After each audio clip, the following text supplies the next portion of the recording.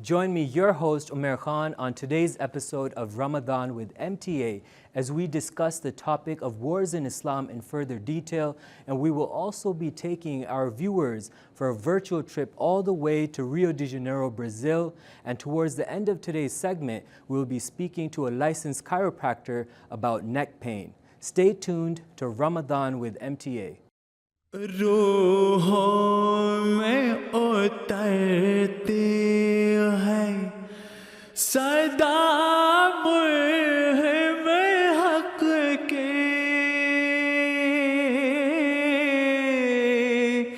अल्लाह से बंदे को मिला देते हैं रोज़े.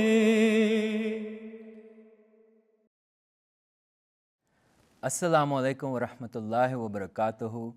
Jazakallah for joining us on another episode of Ramadan with MTA. We are here at the MTA International Studios in Toronto, Canada. As many of you may know, this episode is filled with different segments, and we're looking forward to a very fun and exciting program today. But before we get into our conversations, we will be listening to a tilawat from the Holy Quran. أعوذ بالله من الشيطان الرجيم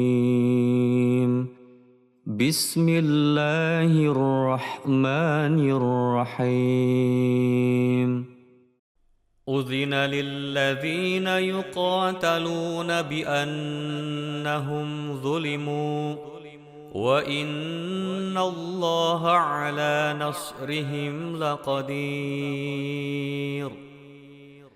Permission to fight is given to those against whom war is made, because they have been wronged, and Allah indeed has power to help them. الذين أخرجوا من ديارهم بغير حق إلا أن يقولوا ربنا الله ولولا دفع الله الناس بعضهم ببعض لهدمت صوامع وبيع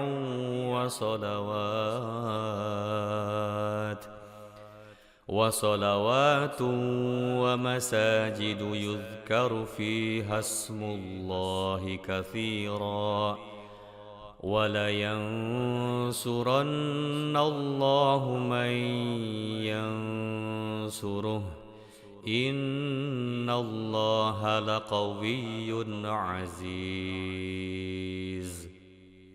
Those who have been driven out from their homes unjustly, only because they said, Our Lord is Allah.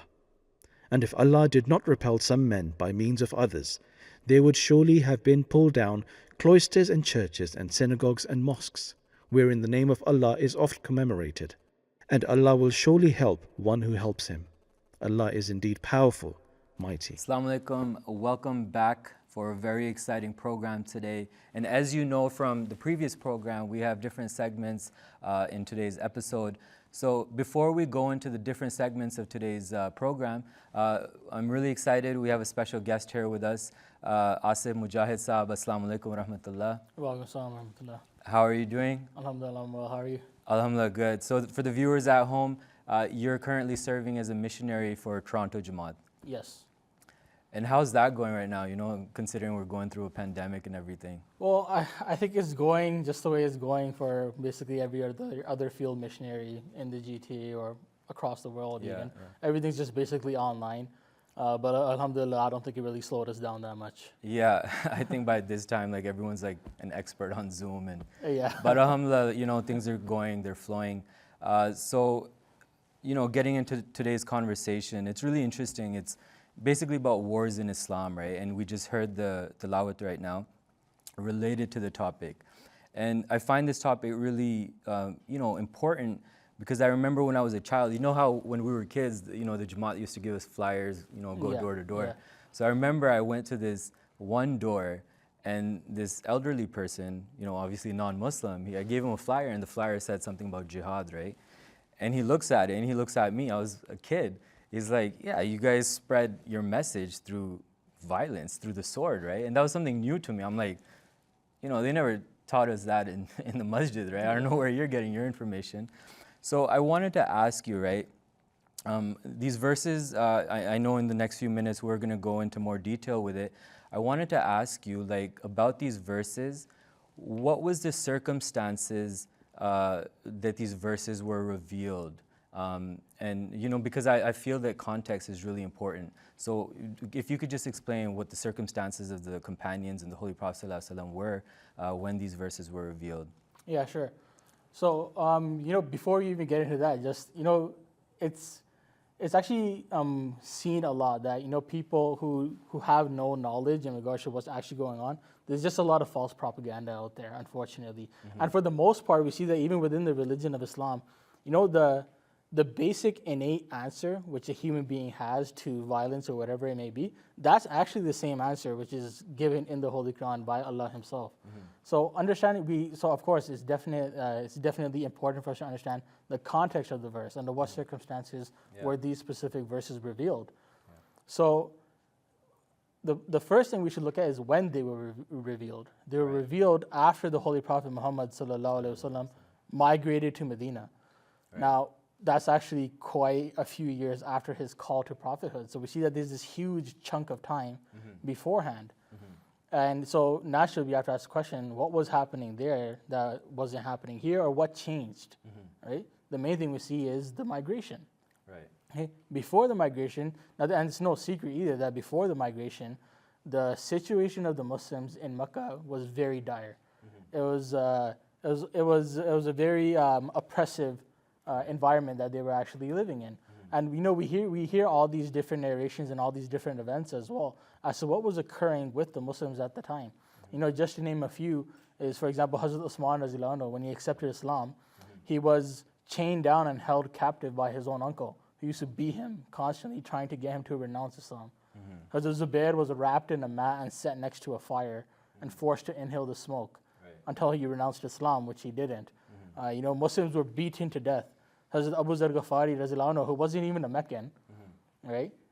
He accepted Islam and they beat him to within an inch of his life, and the only reason he survived was because of who he was and which clan he hailed from. And the Meccans knew that, you know, if we take it to this extreme, then it's going to cause other political issues for us, right, within the area of Arabia. And this is a point where even after severe persecution, and this verse was not revealed, it was a tough, as you mentioned, like there was severe persecution, but none of the companions, along with the Holy Prophet Muhammad ﷺ, ever raised even a finger against any of the enemies. Never. Never in this situation. I know, like, there are some narrations in which a small number of companions actually did come forth. You know, a lot of people, they kind of portray this image that the Muslims were extremely weak at this time, right? And they couldn't do anything at all. And you know, to a great extent that is true. However, there was a smaller group of Muslims who actually did go to the Holy Prophet Muhammad ﷺ and say that, you know, these specific Muslims, they said that, you know, we're wealthy. We have a certain political status within Makkah at this specific time. So why don't you give us permission to fight? You know, we'll have the backing of our clans, and at least we could put up some type of a defense for ourselves. And at this time, the Holy Prophet ﷺ, having understood the fact that, yes, you know, this is true, he refused. He said, "Inni umirtu bil af fala tuqatilu." That as of now, I've been commanded to forgive. So there is no qital, there is no fighting. And it's interesting you mentioned that, because that's one aspect I feel a lot of, you know, non-Muslims sometimes when they point towards these, you know, wars in Islam, they're missing this whole chunk of the life and persecution, the 13 years in Makkah. A larger portion of after the call, right? Exactly. So that's very important to actually look at as well. So Asif Saab, Jazakallah for that. We're going to quickly jump into a hadith, and then after the hadith, we're going to go into, you know, going into more details with this conversation. عن عبد الله بن عمر رضي الله عنهما أن رسول الله صلى الله عليه وسلم قال: وهو على المنبر وهو يذكر الصدقة والتعفف عن المسألة: اليد العليا خير من اليد السفلى. Hadrat Abdullah bin Umar, may Allah be pleased with him, has narrated, in a sermon from the pulpit, the Prophet of Allah, may peace and blessings of Allah be upon him, once enjoined charity and at the same time advised against begging, and observed that the upper hand of the donor was better than the lower hand of the receiver. So, Asisa, we just heard the hadith about charity. Did you want to comment on it? Yes, definitely. I think that this hadith, it actually has a very powerful underlying philosophy, which is that like the basic wording is that the upper hand is better than the lower hand, meaning the giving hand is better than the hand which is receiving. In regards to this hadith, Hazrat Hakim bin Hizam Razillah anhu, actually he says that when the Holy Prophet Muhammad sallallahu alaihi wasallam said this, he said that before that I used to beg people. I used to put out my hand and I used to take money from people. After hearing this, I actually ended up becoming independent because I stopped because I didn't want to be part of those people who are on the receiving end. So I stopped and I realized that I can actually provide for myself. So much so that even later on, when a stipend was actually set aside for him from the Baitul Mal, he would refuse that money as well. So it shows that like in this amazing teaching of increasing the dignity of the Muslims and also getting them out of this getting them out of a mentality which promotes in inferiority complex. So the purpose of this hadith is actually to teach the Muslims that if you work hard and you dedicate yourself to something, that you can actually be successful, and that way you don't need to spread out your hands in front of other people, knowing that it is only Allah who you go to for help. Jazakallah, that was really detailed. No, that's really good, for someone to stand up on their own feet and be independent. So Jazakallah for that. So coming back to the conversation we were having earlier about, the verses revealed about jihad, you gave us some really interesting, in-depth, details. I wanted to ask you, so after migration, the Holy Prophet Muhammad sallallahu alaihi wasallam, because of persecution for 13 years, him and his companions moved to the city of Medina, right? And if I understand correctly, this was the first two verses revealed on the topic of war. Is that correct? Yes. And so I wanted to ask you, like, once these verses were revealed, what happened, like, amongst, the companions and the Holy Prophet sallallahu alaihi wasallam? So nothing happened from their end. Okay. Right? What we have to understand is that this teaching is a reactionary teaching. After they actually migrated, it was Abu Jahl who wrote a letter to the to the leader at that time of Medina, Abdullah bin Ubay bin Salul, who's an infamous character from the life of the Holy Prophet Muhammad sallallahu alaihi wasallam. And he wrote a letter saying that you've given security and safe refuge to certain people of Makkah. So either you kill them or expel them from the city, or else we will come to your city and lay waste to it, killing the men and taking possession of the women. So it was in response to this declaration of war, and plus other skirmishes and whatnot, which took place afterwards as well, which actually led up to the Battle of Badr. Now, a lot of people, they talk about the Battle of Badr as the first battle. Or the reason why they give it that title is because it's the first major battle. There were a few smaller skirmishes which took place before that as well. And what you have to realize is that it was the Muslims defending themselves. Look, let's think about it logically, okay? 13 years, you're brutally persecuted.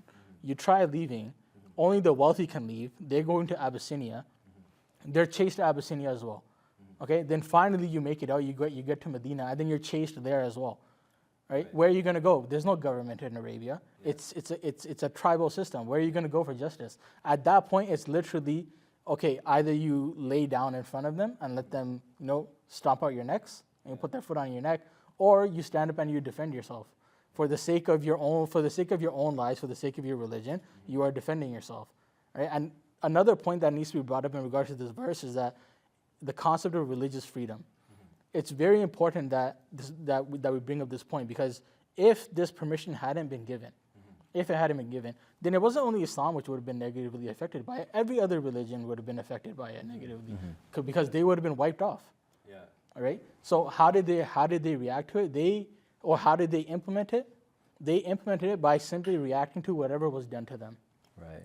No, it's a really good point that you bring up. It actually slipped my mind that within these verses, it's so beautiful that it's not just talking about Muslims. Yeah. It mentions synagogues, churches, and other places of worship.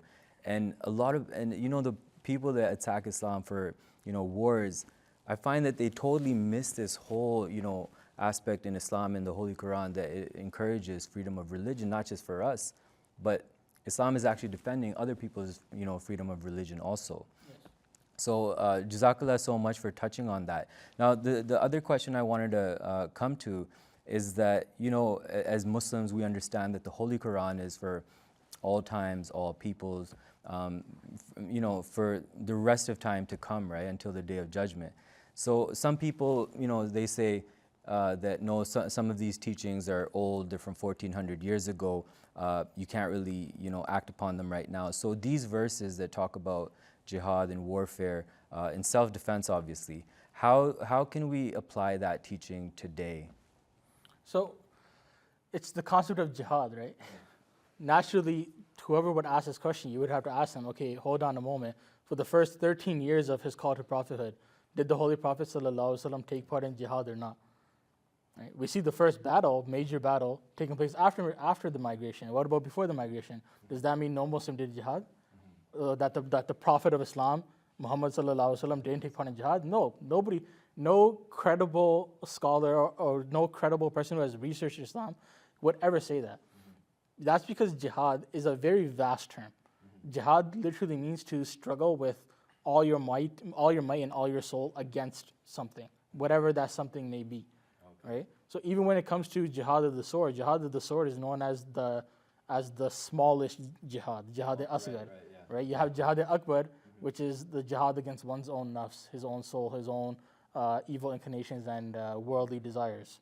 Right, that's the greatest jihad, and that was taking place from the very get-go, right? And then you have jihad al-kabir, which is to, struggle against different satanic teachings or evil teachings, right?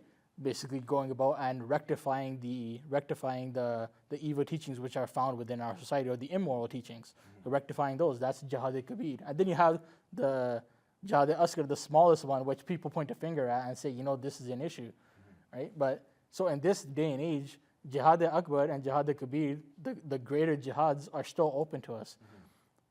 In this day and age, we have the promised Messiah ﷺ, whose advent was foretold in the Quran and in the ahadith as well. And if his advent was told, and he is meant to be, obviously, as we know, the imam of the time, right, the leader of the time, then we follow what he has taught us. And he has very specifically taught that jihad al-akbar and jihad al-kabir are still there. Right. In regards to jihad of the sword, as of now, there is a temporary suspension. The reason being is because, remember, the verses of jihad and the verses of this struggle, it's reactionary. Right. You have to react in like kind. The basic rule which you find in the Holy Quran is وَجَزَاءُ سَيِّئَةٍ سَيِّئَةٌ مِثْلُهَا, that the recompense of an injury is an injury the like thereof.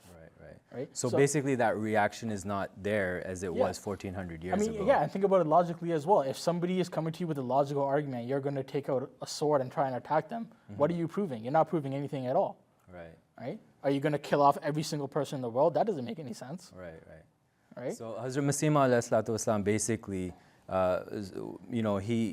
his teaching was that right now there's no need for that because there's another weapon that's being used in current days, right? So if you could just touch on that. Yeah, so as of now, the Prophet ﷺ has taught jihad of the pen. Right. And even jihad of the pen technically was taking place in the time of the Holy Prophet Muhammad ﷺ as well. Right. The first 13 years, what kind of jihad was happening there?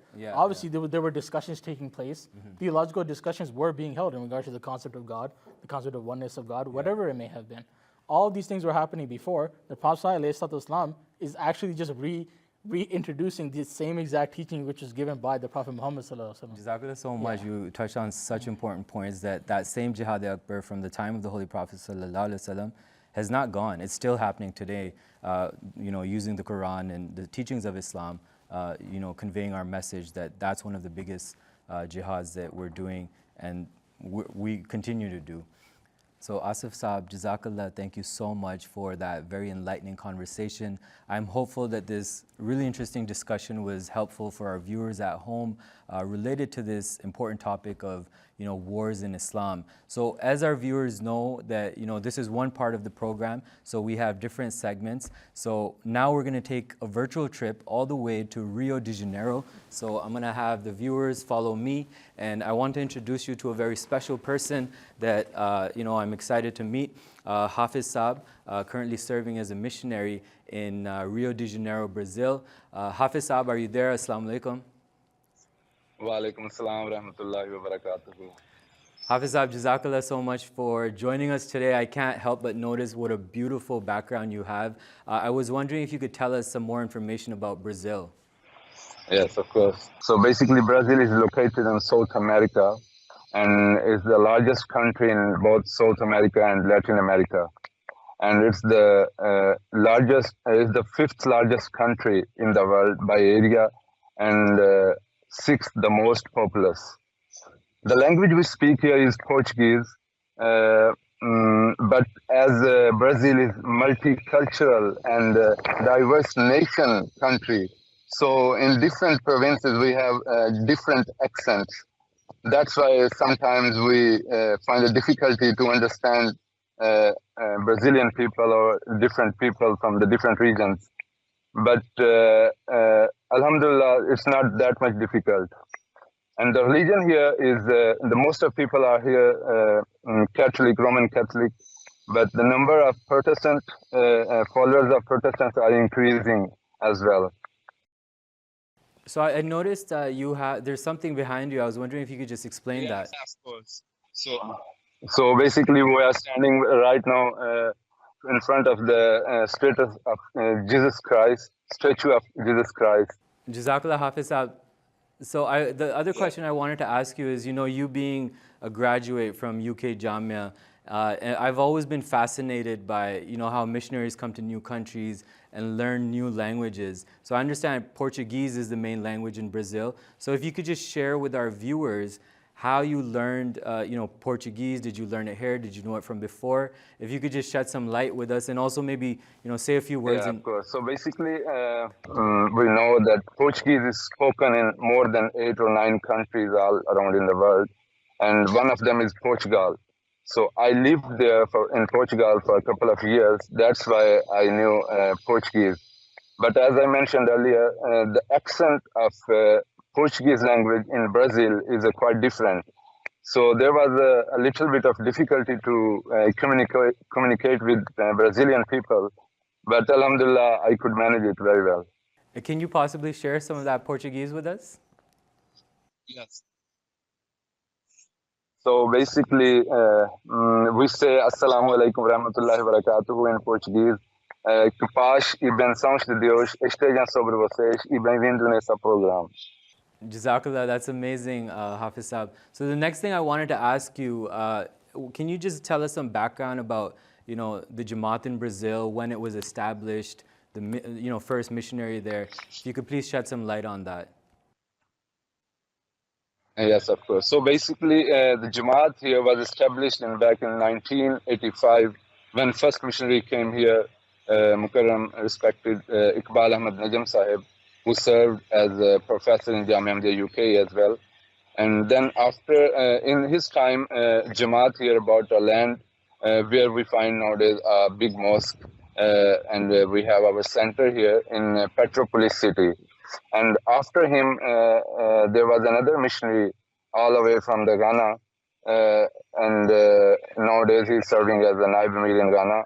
And after him in 1993, our actual Muballigh in charge Sahib, Sadr Jamaat, he came in 1993, and since then he is serving here as a missionary in charge and president of Jamaat in Brazil.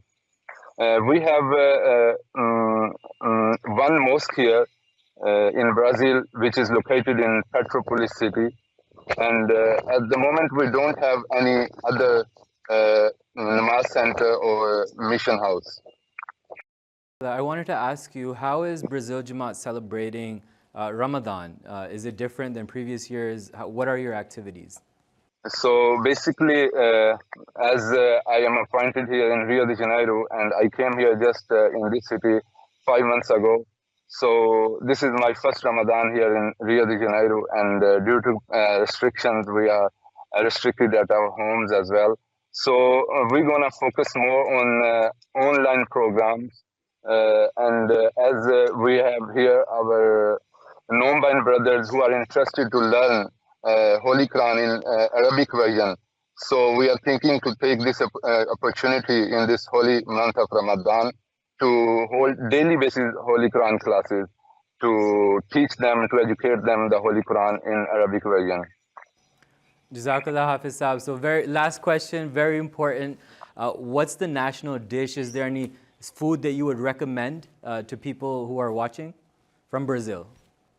There are, as I mentioned earlier, this country is one of the most multicultural country. So in every different province, in every different region, we find different taste of food. So, but the main food I found it here is it's called feijoada, which is made with rice and Brazilian black beans. But it takes as well pork meat. Then there is another food which is called mocoto. It's Brazilian coffee soup. This is very delicious as well. But the food which I wanted to recommend here is it's called in Portuguese empadão, which is Brazilian chicken pot pie, and it's very delicious food. Jazakallah so much for shedding light on the food of Brazil. I am so happy to meet you. It looks beautiful in Brazil right now. I hope and pray for the best for you, your family, and the rest of Brazil Jamaat. Jazakallah. Assalamu alaikum. Jazakallah.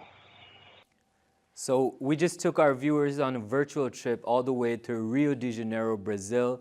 And on this next segment of our program, we are very excited to introduce a very special chef, Chef Romel. Thank you so much for joining us today. So Chef Romel, I understand that Brazil is known for its barbecue and especially steaks. So I understand you're going to be making Brazil. What, say it again? Pancha. Pancha. Yeah, which is a Brazilian type of steak. It's actually a very simple steak. We're actually going to serve it with some what's called chimichurri. Chimichurri. Yeah. And what does that mean? Chimichurri is just a very light sauce. The sauce is going to have some parsley, some garlic. I'm going to put a little bit of lime zest and lime juice inside there just to give it more flavor, some butter, and it's just going to marry very nicely with the steak. Definitely sounds really good. Looking forward for you to start and teaching us along the way how it'll be prepared. Yeah, so it's a very easy dish.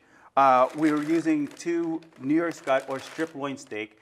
If you're in Brazil, because they're so known for, Brazil and Argentina both known for their steaks and their meats as well too. There's a very big rivalry when it comes to steak, whether it's Brazil or Argentina. I like Brazil. Rio de Janeiro is a beautiful place. Okay. So if anybody's watching from Argentina, I'm sorry. So we have strip loin here. What they also use there is called a sirloin steak as well too in Brazil. This one is strip loin. It's a little bit higher end cut. You can see a lot of the marbling in the meat. So remember, when it comes to meat, you're looking at the little pockets of fat in the meat that makes it more tender. The more fat, the more tender the meat is. So that's an important thing to know when you're purchasing When you're purchasing meat, okay? And then there's also the difference between dry aging or wet aging. Wet aging is in the bag. Dry aging is when you're hanging it up and letting it actually dry age in the actual fridge itself. So that's the difference. So we're gonna take our meat, these beautiful cuts of meat. We're just gonna salt them, okay? So in Brazil, all they use is salt. That's it. That's it. That's it. No No other pepper, seasoning? just salt. And then they just put it on a skewer, let it rotate for Lord knows how long. Not that long because the temperature inside that rotisserie is about 800 degrees. So it's just rotating, getting that nice juices. Then they lower it down to a little bit more higher heat so it gets that nice sear on it. So what we're doing is going to sear it as well too. We're going to add a little bit of olive oil onto that, okay? So just salt, olive oil. Salt, olive oil, a little bit of pepper. I'm doing pepper. Okay. I know they don't do it there, but I'm going to do pepper here. I mean, they're welcome to kind of tweak it as Exactly. to their taste, right? You know what? Again, I'm the chef here in this kitchen. Right. When you're the chef in your home, you do what you feel like doing. I'm also going to add a little bit of like chipotle pepper. I know Brazilians would, would probably have an outrage on me with this, but I'm the chef here, like I said, in this kitchen. I like a little bit of smoke, a little bit of heat.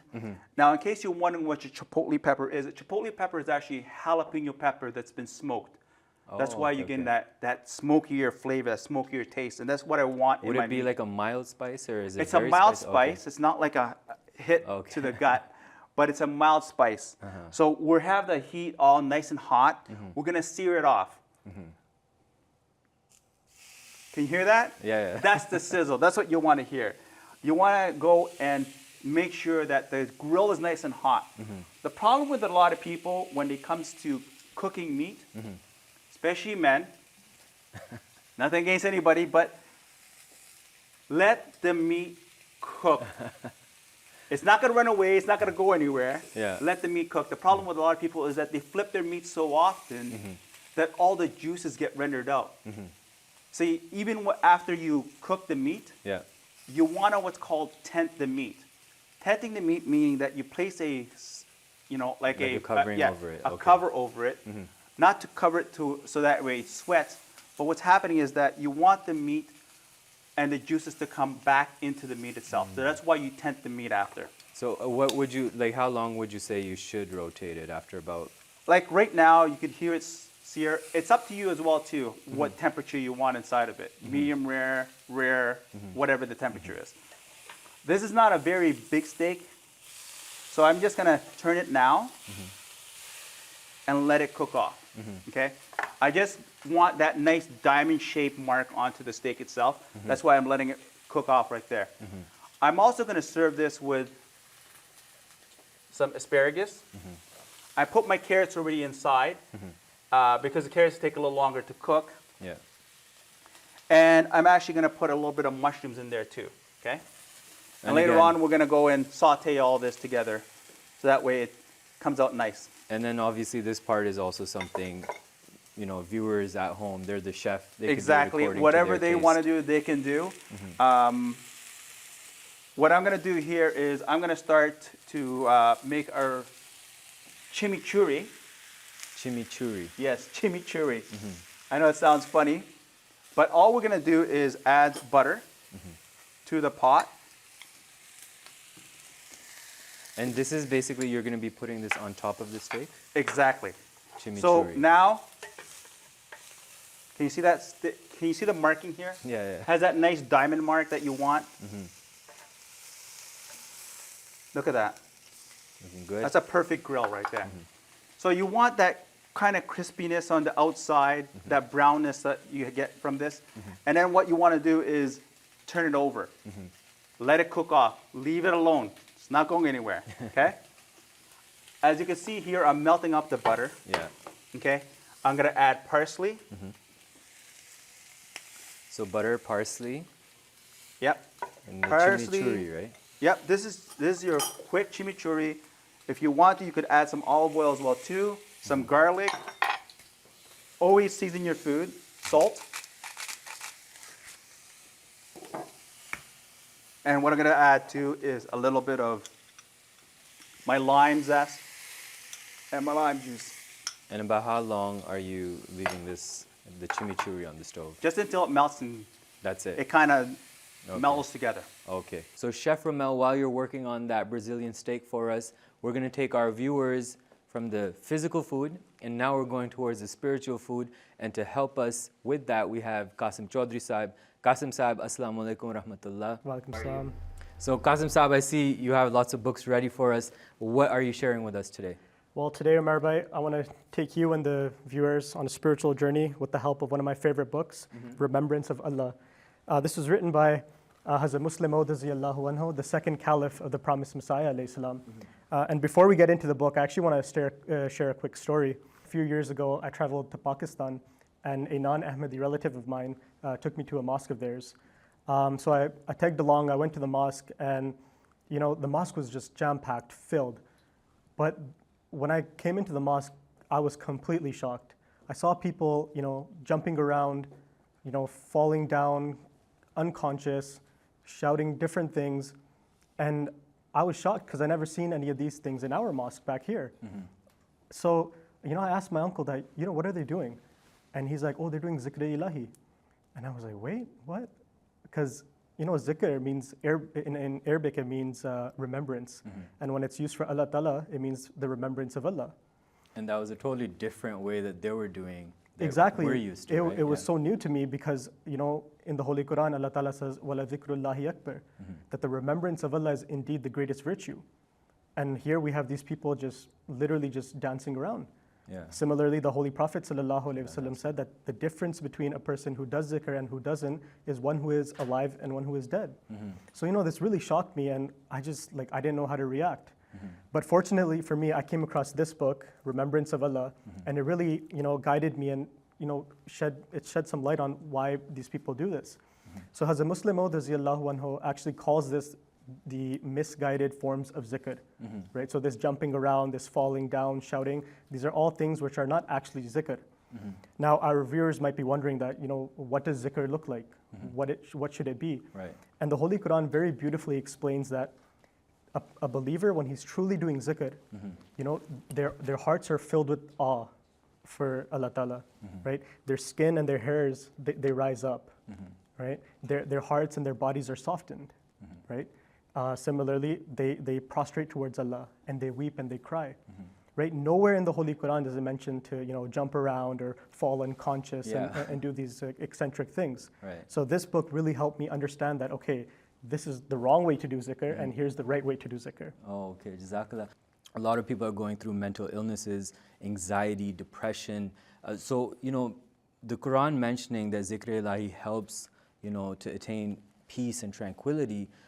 Would you say that this book is helpful in regards to training the reader to attain that level of tranquility and peace? Absolutely. Just like you said that, zikr is like a primary means for attaining that comfort. Right? We have a lot of apprehension. There's a lot of things going on right now, and we don't know. We're really unsettled about the future.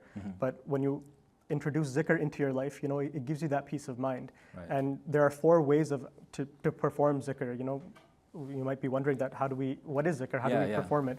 Firstly, there's our prescribed prayers, right? Now, I always thought as a child that, we just do our 5 daily prayers and that's it. Yeah, right? You just same. open the door, Yeah. pray, close the door, you're done. Do that 5 times, that's it. But Hazrat Muslim Maud radiyallahu anhu explains that no, that's not the only thing. You can do zikr throughout the day. For example, you can recite the attributes of Allah, right? Ponder upon them, think about them, that, what do they mean and how do I apply them in my own life, right? Similarly, there's the recitation of the Holy Quran, right? Ramadan is in full swing, right? We're all we all read Quran regularly, and that's what Hazrat Muslim Maud said, that try your best to read the Holy Quran regularly. Don't miss out here and there, right? He said that when you have regularity in it, it shows that you have a true connection with it. That's interesting. So everybody that's doing the recitation, many of us are during the month of Ramadan, so that would fall under Zikr ilahi. Exactly. And I understand that Hazur also mentioned some points regarding some tips, how to, discipline yourself to wake up. If you could just shed some light on that. Absolutely. This book contains 13 tips to wake up for Tahajjud prayer, right? Now, I'll share a few tips and we'll take the discussion further. For example, Hazrat Muslim Maud radiyallahu anhu, he gives some good advice regarding food. He said you should take your dinner well before you go to sleep.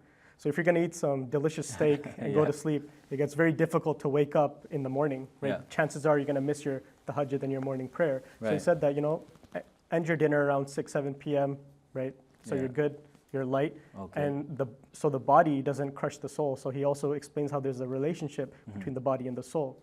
Now, secondly, he also mentions how, these days we got our phones and devices and we're using our alarm clocks. And we've sort of had this reliance on them, right? It's very difficult for us to wake up without these.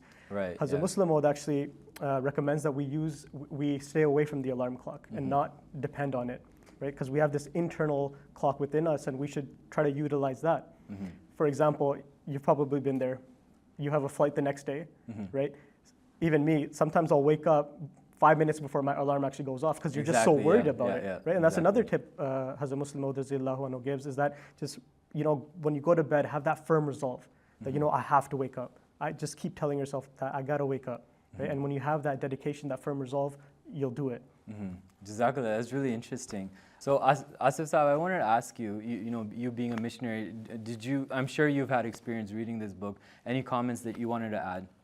I think the two things that I loved about this book were the simplicity and the practicality of it. The writing style and the way everything's been explained, it's in such a manner that anybody can pick it up, read it in its entirety, and definitely gain from it. And then the practicality of it is that there are so many amazing tips and tricks in there that you can start implementing them in your day-to-day life immediately.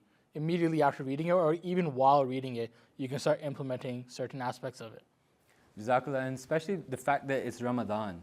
I think this is a go-to book for those who are having some difficulty waking up for Tahajjud. Qasim Saab, I believe this book is available online, alislam.org. So those of you watching at home, I highly recommend this book, especially during this month of Ramadan. It's not too long, easy to understand language. Check it out, alislam.org. Now, to all the viewers, we're coming towards the last portion of our segment. I have not forgotten about you. We're going to come back to you to check up on that final steak. So this portion I've been waiting for a little while. I'm really happy to have Dr. Talha Farooq Saib with us today. Assalamu alaikum. Wa alaikum assalam. Pleasure to be here. No, it's an honor for us to have you here. And I feel like I'm the right person to run into you at the right time. And the reason I say that with a smile on my face is because honestly, just a few days ago, a family member of mine, I forgot to mention you're a practicing chiropractor. Yes. And a family member of mine actually went to a chiropractor, and I started looking up YouTube videos on chiropractors, and there's so many videos on people getting their back and neck adjusted. I don't know what it was, but I was just fascinated that how the body could crack its bones. So obviously we want to learn about how that works, and I think you're going to be specifically telling us about neck pain. That's correct. So if you could just tell us some background about neck pain, and then inshallah we'll talk in further detail. Sounds good. So neck pain, essentially, I'll show you on this skeleton here, is pain originating anywhere from below the base of the skull, so below your head, all the way up to the shoulder blades. And obviously there are many different pain generators within the neck itself. There could be muscles, ligaments, joints, discs, bones. So it's very important to obviously recognize that and understand that there are many different causes of it. Would you say, like, what's usually a common issue, the reason a lot of people have neck pain? I know on a personal level, like I've experienced neck pain, and it's almost been the same every time as when I wake up in the morning, and I feel like maybe I slept on an awkward position. Yes. If you could just touch on maybe some of the reasons that people may experience neck pain. Absolutely. So I guess one of the biggest reasons that people experience neck pain would be the sedentary lifestyles, especially nowadays. As you know, we're in the pandemic right now. People are working from home. Those awkward postures, sitting at your desk 24/7, looking at a computer screen, very little exercise. So that's one of the main reasons. But neck pain can also come from other reasons, such as repetitive motions. It can also come from things like an improper breathing pattern. Okay. And that's something very interesting that people don't know, that neck pain is not just neck pain that is originating within that region. It can actually refer to different regions as well, such as your shoulders, up into your head, which I'll talk about a little bit later. Okay, that's very interesting. So before I ask you, while we move here, do you have any exercises or any tips that you could? So while we're going here, and I understand you're going to show us something. Earlier we were talking, and you mentioned a really important point that I feel for our viewers is extremely important. Sometimes people get back or neck injuries. They rush to the doctor, and sometimes they suggest surgery, right? And you mentioned to me too that sometimes those have very dangerous consequences, right? So if you could just shed light that maybe this could potentially be a better option to first try before taking such a drastic decision. I always recommend patients to approach health from a conservative standpoint first, and then progress to a more aggressive treatment such as a surgery. So if someone is experiencing pain of any sort, you can actually come to a chiropractor without even having a medical referral. You can go directly to a chiropractor, and we are primary healthcare practitioners, like dentists, like medical doctors, and we are experts of the human body, specifically pertaining to muscles, joints, nerves, as I mentioned before. So if anyone has any pain and they're not sure where to go to, you can come to us, and if it's not within our scope, we can refer you out to other professions for sure. Now, in terms of the surgery part, absolutely. I think that manual therapy should be tried first. It's safe, it's effective for most conditions because most conditions don't need that surgical component. So if obviously something can be treated without any aggressive measure such as a surgery, then obviously you should approach that. But again, certain cases do require surgical consult. And again, if we deem it essential, we can provide that referral to the medical doctor and then to the orthopedic specialist if it requires a surgery. So according to the person's situation, it's something you may recommend. Exactly. Okay, so talking about neck pain, is there anything that, I know we have to move on, so if you could quickly tell us some kind of, exercise stretch that we could do. So I'm going to talk about 2 exercises, and they're very, very easy. You can do them at home. I mentioned about the sedentary postures, people sitting at a desk all day, and they're sort of in that forward position where they put a lot of strain on their neck. Sometimes the muscles in the front portion of your neck, they become very weak. And in order to help strengthen these muscles as well as open up some of the joints in the back, the first one I'm going to demonstrate is called a supine chin tuck or a deep neck flexor exercise. This is just to help strengthen the muscles in the front of the neck essentially. Okay. All right. So what we're going to do is we're going to start off on our backs. This can be done anywhere on your bed or, on the floor. You're going to keep your hands flat down on the ground. You're going to try to tuck your chin in, pretending like you have a double chin, like that. When you do this, this actually helps open up the joints in the back and again, strengthen the muscles in the front. At the same time, when you're doing this, you're going to lift your head up and you're going to hold for a count of 5 seconds, making sure your chin is tucked, and then relax. So this is one exercise that you can do. It's very, very easy. And again, it's very effective. And how many times would you do that? I would start off with approximately 6 to 8 repetitions, a couple times a day, just because if you do it too many times, I know people experience DOMS after exercise, and it may irritate the muscles if you do it too much, and it'll be hard for you to swallow. So I would say start off at a lower intensity, 6 to 8 repetitions, then you can easily progress it up down the road. Okay, Jazakallah, it's really interesting information. I see there's a box here. If you could just tell us a little bit about what this is all about. Absolutely. So this is a myth buster box, and I'm going to talk about a very common myth that actually exists within our society. And I'll open the box up and I'll kind of show you what I'm kind of referring to. Okay. So I think you guys can recognize what this is. Tylenol. Exactly. So this is medication. Right. So I will talk about headaches. So most people think that headaches do not relate to neck pain. Actually, a lot of neck pain can be linked to headaches. And manual therapists like us, again, are trained to diagnose these things.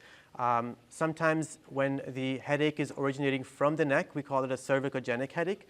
And you actually don't need medication for this. You can actually get manual therapy, and it's very, very effective against headaches and the neck pain as well. So I think that this is a very common myth. People jump to medication right away, and they take that as their first approach. But I think that if they actually try out some other conservative approaches like chiropractic care, I think they'll find a very, very good benefit behind that.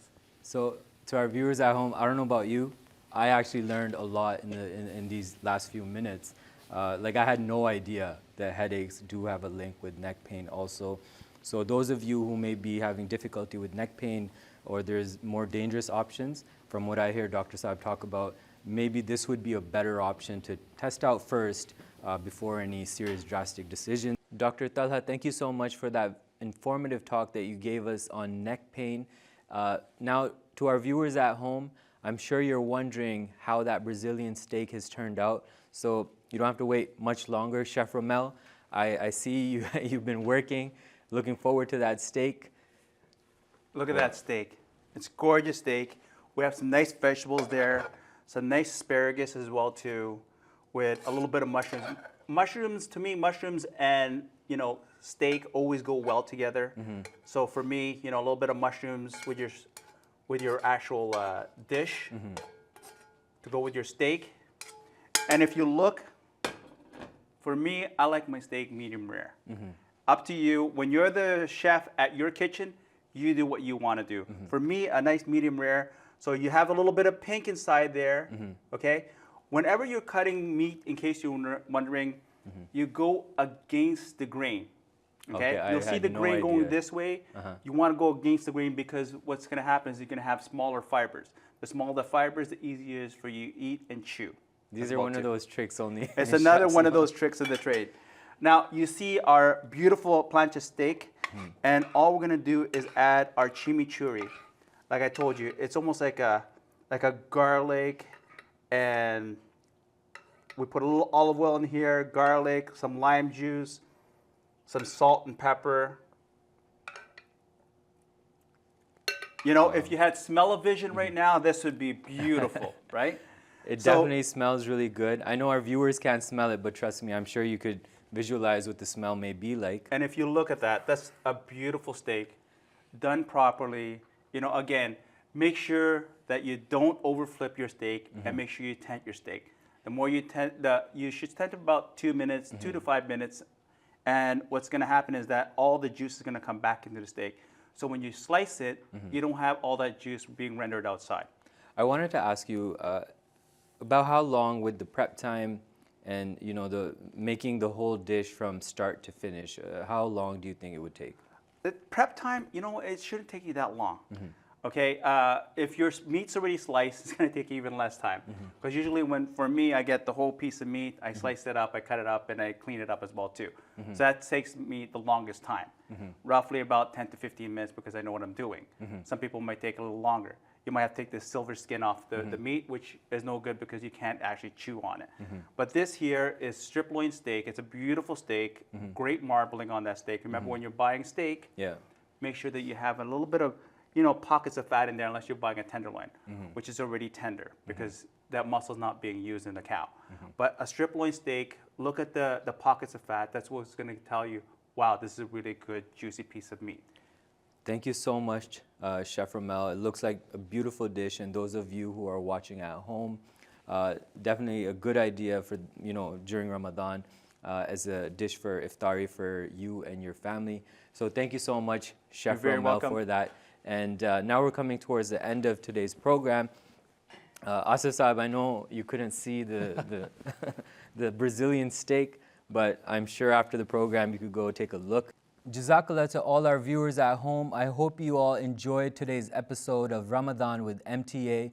Before we end, Asif Mujahid Saab, thank you so much for that enlightening conversation we had earlier. Thank you so much for having me. Thank you so much for making that beautiful steak. And Qasim Chaudhry Saab introduced us to that book of Hazrat Muslim Maud Razi Ta'ala Anhu, Zikr Ilahi. Thank you for that. And Dr. Talha Farouk, our chiropractor, thank you so much for giving us more knowledge about neck pain. And those of you at home, stay safe, take care. Assalamu alaikum. रूहों में उतर